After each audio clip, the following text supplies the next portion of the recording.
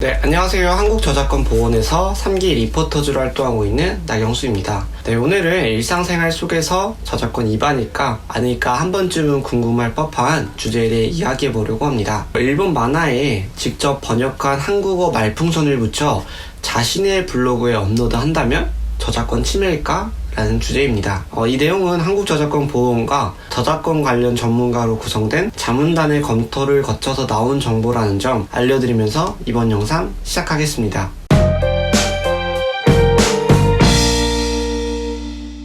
최근 대학생인 나마나 씨는 일본의 한 만화에 빠지게 되었습니다. 나마나 씨는 일본어 실력도 키우고 좋아하는 만화도 빨리 보기 위해서 일본 만화를 직접 번역해 보기로 하였습니다. 좋아하는 만화를 직접 한국어로 번역해 보니 재미도 있고 일본어 실력도 향상되어 기분이 좋았습니다. 한편 나마나 씨는 일본 만화에 자신의 번역한 한국어를 붙여서 블로그에 올리면 방문하는 사람들이 즐겁게 볼 수도 있을 거라는 생각이 들었습니다. 그래서 나마나 씨는 자신이 번역한 한국어를 일본 만화에 붙여 블로그에 여러 편 올리게 되었습니다. 그렇게 나마나 씨가 올린 만화 중에는 아직 국내에서 정식 수입되지 않은 부분도 일부 포함되어 있었습니다. 나마나 씨는 일본어 공부를 위해서 개인적으로 번역한 것이고 상업적인 목적이 있는 것도 아니어서 블로그에 자신이 한국어로 번역하여 말풍선을 붙인 일본 만화를 올리더라도 별다른 문제가 없을 거라고 생각하고 있습니다. 과연 나마나 씨의 생각에는 아무런 문제가 없는 것일까요?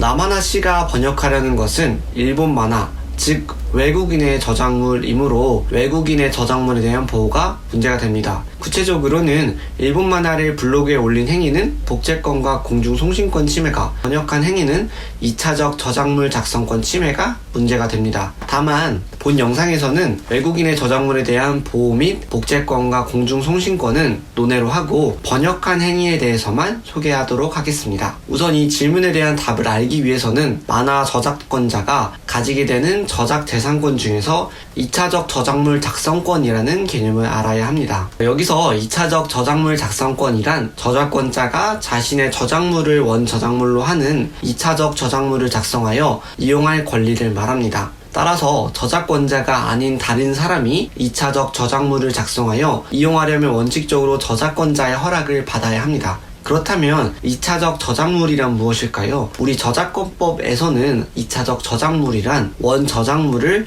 번역, 편곡, 변형, 각색, 영상 제작, 그 밖의 방법으로 작성한 창작물이라고 하고 있습니다. 따라서 나마나 씨가 일본어로 된 만화를 번역하여 블로그에 올리는 행위는 2차적 저작물을 작성하여 이용한 경우에 해당될 수 있으며 원칙적으로 해당 만화의 저작권자로부터 허락을 받지 아니한다면 저작권 침해에 해당될 수 있습니다. 그러나 나마나 씨의 행동이 저작권 침해에 해당된다 하더라도 나마나 씨가 한국어로 번역한 부분은 독자적인 저작물로서 나마나 씨가 저작물을 가질 수 있습니다. 한편 저작권법에서 일정한 경우에는 저작 재산권이 제한되어 저작권자의 허락이 없더라도 자유롭게 이용할 수 있는 경우들을 정하여 놓고 있는데 대표적인 경우가 저작권법 제28조에서 규정하고 있는 공표된 저작물 인용이나 저작권법 제35조의 3에서 규정하고 있는 저작물의 공정한 이용에 관한 규정입니다.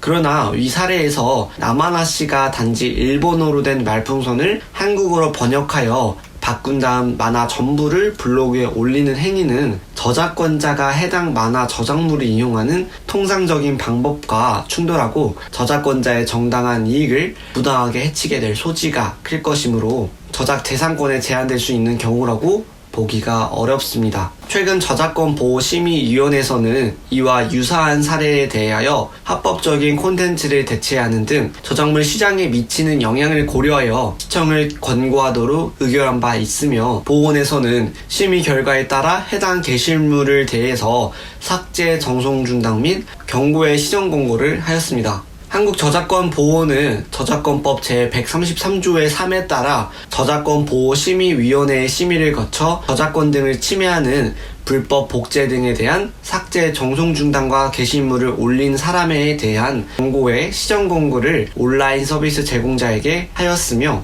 이와 같은 시정 권고 제도를 통하여 온라인에서의 저작권 침해를 온라인 서비스 제공자의 자율적 조치로 신속하게 차단을 하고, 저작권법에 대해서 잘 알지 못하는 인터넷 이용자들에게는 저작권법 위반 여부를 미리 알려 저작권 분쟁을 미연에 방지하고 있습니다. 혹시 이 영상을 보시면서 2차적 저작물 작성권에 대해 더 궁금하신 분, 저작권에 대한 다른 질문사항이 있으신 분, 영상에서 다루었으면 하는 저작권에 대한 주제가 있으신 분들은 댓글로 남겨주시기 바랍니다. 한국저작권보호원에서는 바로 답변 드리겠습니다. 그럼 다음 시간에 뵙도록 할게요.